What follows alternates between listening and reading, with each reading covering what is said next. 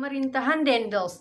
Daendels atau Herman Willem Daendels merupakan seorang politikus dari Belanda yang pernah menjabat sebagai seorang gubernur jenderal Hindia Belanda yang ke-36.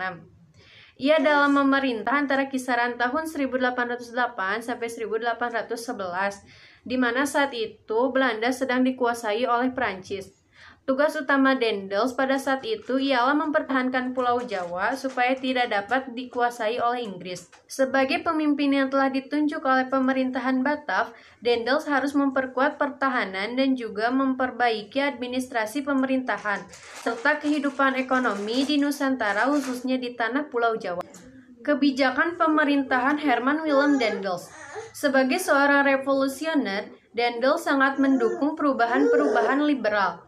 Beliau bercita-cita untuk memperbaiki nasib rakyat dengan memajukan pertanian dan perdagangan. Pembaruan yang dilakukan pada 3 tahun masa jabatannya adalah sebagai berikut. Usaha-usaha Daendels pada masa pemerintahannya. Ada beberapa usaha-usaha yang dilakukan Daendels, yang diantaranya yaitu dengan melakukan banyak campur tangan dan perubahan dalam tata cara dan adat istiadat kerajaan-kerajaan di Jawa. Kemudian, untuk memperkuat kedudukannya, Daendels berhasil mempengaruhi Mangkunegara II untuk membentuk pasukan yang bernama Legiun Mangkunegara dengan kekuatan sekitar 1.150 orang prajurit. Pasukan ini siap sewaktu-waktu untuk membantu pasukan Daendels apabila terjadi perang. Kemudian, melakukan intervensi terhadap pemerintahan kerajaan-kerajaan lokal, seperti saat terjadi pergantian raja, serta membatasi secara ketat kekuasaan raja-raja di Nusantara. Pulau Jawa dibagi menjadi 9 prefektur dan 31 kabupaten yang di setiap prefektur dikepalai oleh seorang residen prefek yang langsung di bawah pemerintahan wali negara, yang setiap residen membawahi beberapa bupati. Para bupati dijadikan pegawai pemerintahan Belanda dan diberi pangkat sesuai dengan ketentuan kepegawaian pemerintahan Belanda. Mereka mendapat penghasilan dari tanah dan tenaga sesuai dengan hukum adat. Dewan Hindia Belanda sebagai dewan legislatif pendamping gubernur jenderal dibubarkan dan diganti dengan dewan penasihat. Salah seorang penasihat Daendels yang cakap ialah Mr. Muntinghe. Kemudian, kerajaan Banten dan Cirebon dihapuskan dan daerahnya dinyatakan sebagai wilayah pemerintahan kolonial. Bidang hukum dan peradilan. Daendels membentuk 3 jenis pengadilan, yakni pengadilan untuk orang Eropa, pengadilan untuk orang pribumi, dan pengadilan untuk orang Timur Asing. Pengadilan untuk pribumi ada di prefektur dengan prefek sebagai ketua dan para bupati sebagai anggota, yang dimana hukum ini diterapkan di wilayah kabupaten. Sedangkan di wilayah prefektur seperti Batavia, Semarang, dan Surabaya diberlakukan hukum Eropa.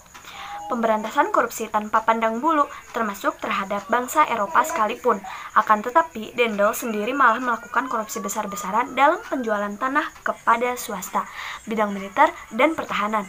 Dengan membangun jalan antara Anyar Panarukan, baik sebagai lalu lintas pertahanan maupun perekonomian, menambah jumlah pasukan dalam angkatan perang dari 3.000 orang menjadi 20.000 orang.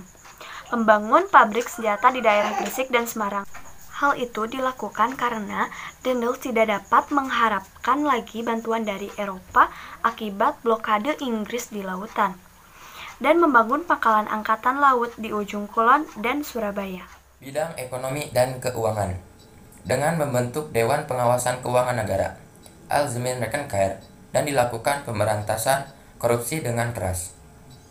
Mengeluarkan uang kertas, memperbaiki gaji pegawai, pajak in natura, kontingenten, dan sistem penyerahan wajib verpflichte leverantis yang diterapkan pada zaman VOC tetap dilanjutkan bahkan ditingkatkan dengan mengadakan monopoli perdagangan beras, mengadakan Priangan Stensel, yakni kewajiban bagi rakyat Priangan dan sekitarnya untuk menanam tanaman ekspor seperti kopi. Bidang sosial. Rakyat dipaksa melakukan kerja paksa Rodi untuk membangun jalan Anyar Panarukan. Perbudakan dibiarkan berkembang, menghapus upacara penghormatan kepada residen Sunan atau Sultan, dan dengan membuat jaringan pos distrik dengan menggunakan kuda pos. Pemerintahan Jensen. Pemerintahan Willem Jensen cukup singkat, yaitu 6 bulan. Dimulai pada tanggal 15 Mei 1811 sampai 18 September 1811. Berikut merupakan uraian singkat pemerintahan Willem Jensen di Hindia Belanda. Pada bulan Mei 1811, Daendels dipanggil pulang ke negerinya dan digantikan oleh Jan Willem Jensen. Pada saat itulah Willem Jensen berada di Hindia Belanda. Jensen dikenal sebagai politikus berkebangsaan Belanda. Sebelum memerintah Hindia Belanda, Jansen menjabat sebagai Gubernur Jenderal di Tanjung Harapan atau sekarang menjadi Afrika Selatan pada 1802 sampai 1806. Pada tahun 1806, Jansen terusir dari Tanjung Harapan karena daerah tersebut telah jatuh ke tangan Inggris. Pada tahun 1810, Jansen diperintahkan pergi ke Jawa dan akhirnya menggantikan Daendels pada tahun 1811 menjadi Jenderal Gubernur di Hindia Belanda. Jansen mencoba memperbaiki keadaan yang telah ditinggalkan oleh Daendels. Namun harus diingat, beberapa daerah di Hindia Belanda telah jatuh ke tangan Inggris. Pada tanggal 4 Agustus 1811, sebanyak 60 kapal Inggris di bawah komando Raffles berhasil memasuki perairan Batavia.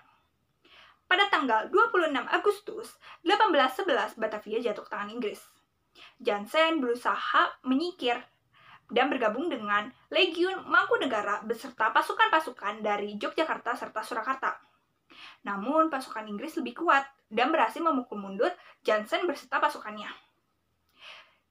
Jansen mundur ke Salatiga dan berakhir menyerah di Tuntang. Penyerahan Jansen ke pihak Inggris ditandai dengan adanya kapitulasi Tuntang yang ditandatangani pada tanggal 18 September 1811. Dengan menyerahnya Jansen kepada pihak Inggris, maka berakhirnya masa pemerintahan Republik Batav di Hindia Belanda.